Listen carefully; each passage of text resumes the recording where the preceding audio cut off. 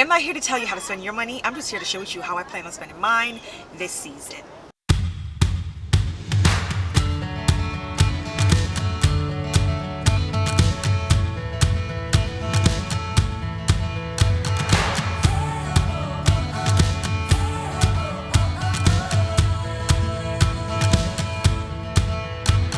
Hi guys, welcome back. So it's been a little minute, I know, and I miss you guys as well. I really do. So today I'm going to share with you how I plan on spending $3,000 in my garden this season. Now, I know $3,000 might not sound like a lot to many of you, and to some of you it probably like, girl, that is a lot. So your budget depending on your needs for your garden, where you live, because price varies. So $3,000 is for spring until fall, so from seeds until bulbs. And this is how I'm going to spend $3,000. So for spring, normally in spring I think about seeds. Either I'm starting seeds for veggies or seeds for flowers. So seeds, my compost, I buy my compost by the pallets because of the size of the garden that I have, and I do make compost from chicken manure, but it's just not enough. I only have 2 bins. So I normally buy a pallet because it's cheaper and it's also more easier for me to move it around where I want it. Right now, if I should get it dumped somewhere in the yard, it's gonna sit there until I can get it all moved. With a pallet, I can just have it hidden somewhere behind the house or even behind this little cold frame, out of sight, out of mind. You don't have to see that mess. So I'd rather it by the pallet. So for seeds, my budget for seeds I have is $200, and that includes my veggie seeds, potatoes and onions from bulbs, and also flower seeds. I already maxed out that budget. That $200 is already gone. So if I need to see anything else as far as seeds and dahlia tubers and all of that, I'm gonna have to take money from somewhere else. Okay, so I already spent $200 on seeds. So for the pallet, it's $200 plus tax. I bought it last year. The price went up, so it might be more. So for right now, I have $200 for the pallet of leaf compost that I normally use, and then for seeds, $200. That's already spent. Okay, tools.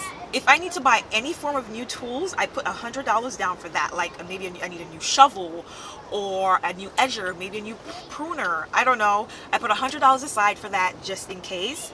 And then protective gear, which means hats, sunscreens, linen shirts, garden shoes. I put $140 down for that. So it's springtime, or should I say it's a new garden season, guys, and if you haven't started this habit already, you should really do it. Wear sunscreen, wear a hat, anything to protect your face, your skin, your neck away from the UVA and UVB rays from the sun. Gardeners are very high on the list of having skin cancer because we're always outside. So I highly recommend wearing sunscreen because you can have skin cancer and not know that you do. It can start out as a mole, it can start out as a rash, as a bruise. Like, everyone has different symptoms. So if you have any doubts with anything on your skin that hasn't been there in the past, I don't know, 5 to 10 years, go get it checked out, okay?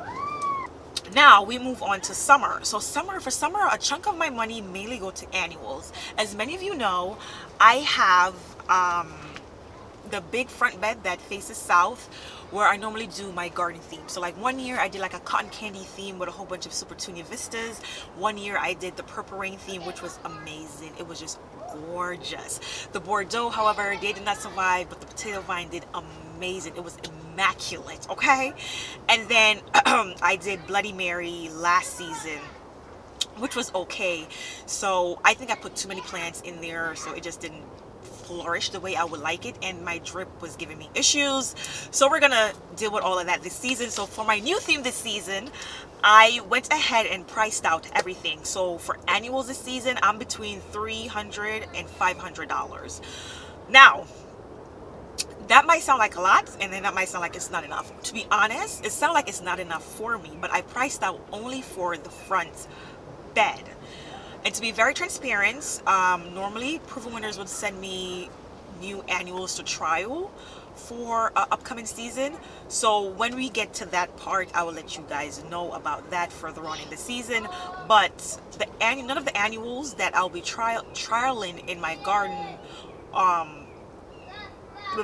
will be in the front bed. So the front bed has nothing to do with the plants I'll be trialing, so I still need that $300 to $500 for that front bed.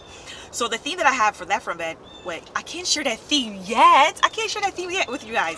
So I need $300 to $500. I already priced out everything from online. So depending on where you live, so here typically if you go to any big box stores or certain garden centers within city limits, the price is about $5 for a 4-inch container. Now some places they're $7.99. Online I see up to $9.99, you know. So I priced out 2 different websites that gave me $7.99 and $9.99, and for the annuals that I need, my budget is going to be closer to the $500 side, and that's just for annuals. And that's really all for it for summer. So when it also in summer and here in spring, clearance. You guys know I love to shop clearance. So from spring through fall, I'm shopping clearance. I have a budget of $300. Typically it would be more, but since my garden is maturing and I don't need as much plants as before because I already have like the statement pieces, the shrubs, the grasses, and perennials, I'm kind of cutting back down on how many annuals I buy each year. So my clearance is $300, and normally that goes pretty fast if you think about it, because with Lowe's new tiered system, $5 for a perennial because it was once $9.99. I mean, you buy 5 of that and then 5 of something else and 3 of that, like that $300 is gone, you know. Facebook Marketplace, I have a budget of $700 for Facebook Marketplace. That's the most I have for any section, and that's because on Facebook Marketplace you can find really cute bistro sets, picnic tables, fountains. So I put $700 just in case I might come across more terracotta pots, fountains. You just never know what you might find on Facebook Marketplace. So that's what I have. All right. I am working on a new area in the garden, across from the fountain area on this big lawn path that I had where we last planted the 5 green giants. I'm currently working on that space. So I have $250 put aside for shrubs and grasses. And that is because I already have shrubs and grasses and perennials from last year clearance that I bought. So I don't really need to buy more clearance. Once I have everything planted up, then I will work on that $300 budget that I once set aside for clearance. All right, it seems like I'm going through this extremely fast. Also, I put $300 aside for giveaways. I typically try to do 1 to 2 giveaways a year or each season just to give back to you guys. All of my giveaways are out of my own pocket. They're not sponsored.